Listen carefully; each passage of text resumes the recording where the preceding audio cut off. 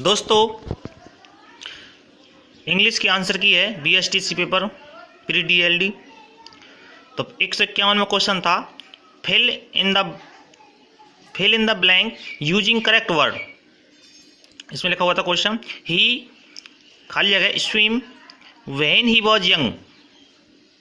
तो दोस्तों इस मॉडल का प्रयोग करना था और ये आपका पास्ट टेंस में है।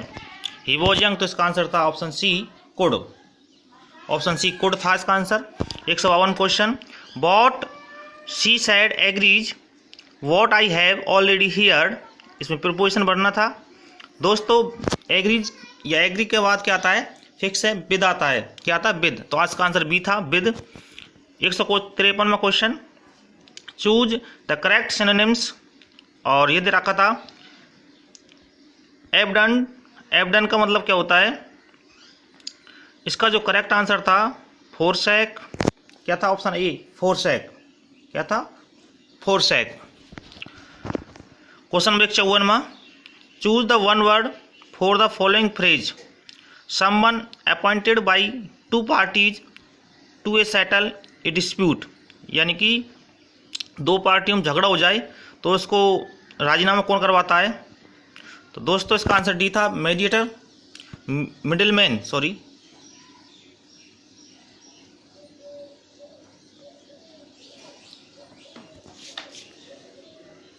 क्या आंसर था, मीडिएटर। मीडिएटर मतलब समझौता करने वाला। क्या था, समझौता करने वाला। क्वेश्चन नंबर नेक्स्ट 155 में change the following into indirect speech. तो इनडायरेक्ट स्पीच बताना है इसमें। She said my father will help me. तो दोस्तों इसका आंसर होगा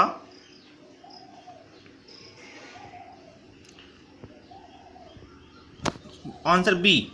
she said that her father would help her. तो इसका आंसर होगा बी। क्वेश्चन नंबर 156 में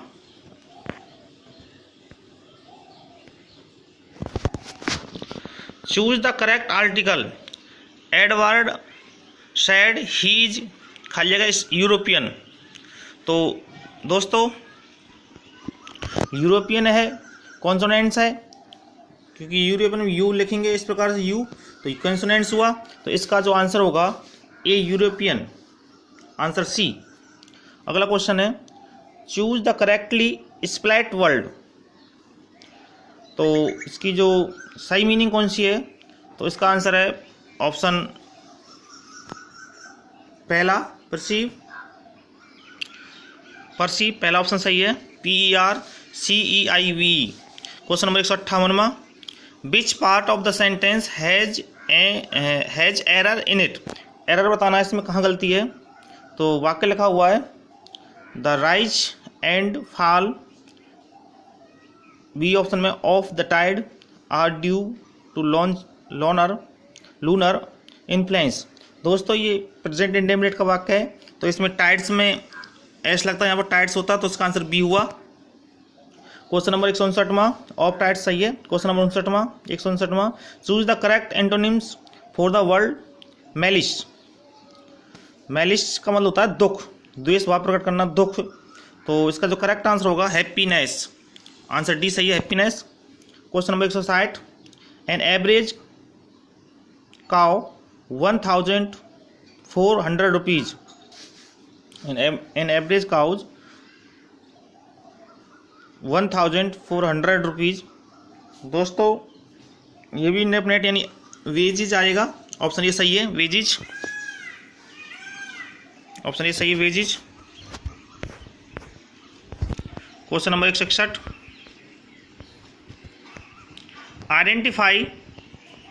identify the kind of sentence what a fool you are. दोस्तों सेंटेंस के प्रकार बताने, तो अपने आप इसमें विस्मयबोधक चिन्ह दिखाई दे रहा है, तो इसका आंसर क्या होगा, exclamatory sentence, answer C, exclamatory sentence हो जाएगा। अगला 162 में question change to direct speech. Direct बनाना दोस्तों, इनडायरेक्ट का डायरेक्ट पूछा है इसमें। He asked who lived next door. दोस्तों सेकंड फॉर्म आ रही है इसमें लिव्ड, तो फर्स्ट फॉर्म में चेंज करना है। तो ये तो आंसर होंगे नहीं, ये भी नहीं है, ये भी नहीं है, क्योंकि सेकंड फॉर्म आ रही दोनों में। और ये प्रेजेंट में है, आस्क लिखा हुआ है इसलिए भी नहीं है, तो आंसर पहला सही है। He asked who lives next door, तो पहला ऑप्शन सही है। Question number 163, choose the word that is spelled correctly. देखो मित्रों, पहला ऑप्शन गलत है, कमेटी में डबल एम आता। तीसरा ऑप्शन सी जो है सक्सेसिव की मीनिंग भी गलत है, फुलफिल की भी मीनिंग गलत है। ऑप्शन सही बी सही है, बैलून, बैलून की मीनिंग बिल्कुल सही है, आंसर होगा balloon. Question number next, passage दिया हुआ है दोस्तों, इस पैसेज को आपने पढ़ा होगा, मैं सीधे आंसर बता रहा हूँ आपके लिए।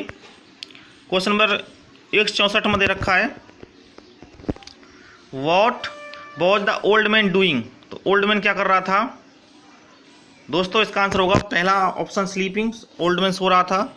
इसमें लिखा हुआ भी है, देखो यहाँ पर man and old man was fast asleep, ये लिखा हुआ है यहाँ पर, तो इसका आंसर है स्लीपिंग। 165वां क्वेश्चन है, व्हाट इज